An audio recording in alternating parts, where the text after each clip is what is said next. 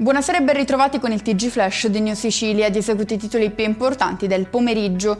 In apertura l'intervento dell'avvocato che difende il medico sospeso per un anno dal GIP di Catania con l'accusa di violenza sessuale nei confronti di una collega quando lui era primario all'ospedale di Paternò. A far partire l'inchiesta è stata una dottoressa che era uno stalker del mio assistito, ha affermato il legale facendo riferimento ad accuse che ritiene infondate.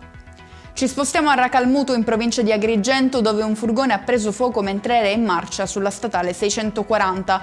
Prima la fuoriuscita del fumo nero dal vano motore e poi nel giro di pochi secondi le fiamme che hanno letteralmente divorato il mezzo.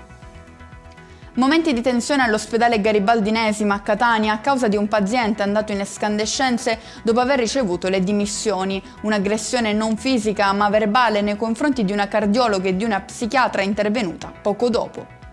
Rimaniamo a Catania per la nuova meta inserita nel repertorio dell'aeroporto Etneo. Si tratta del nuovo diretto Catania-Monreale, il volo disponibile già da giugno 2026 che faciliterà i viaggi tra la Sicilia e il Nord America.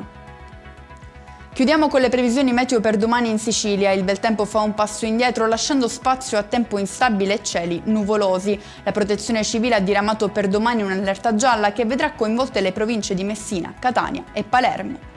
E con questo è tutto, prossimo appuntamento domani alle 13:30. Grazie per averci seguito, buona serata.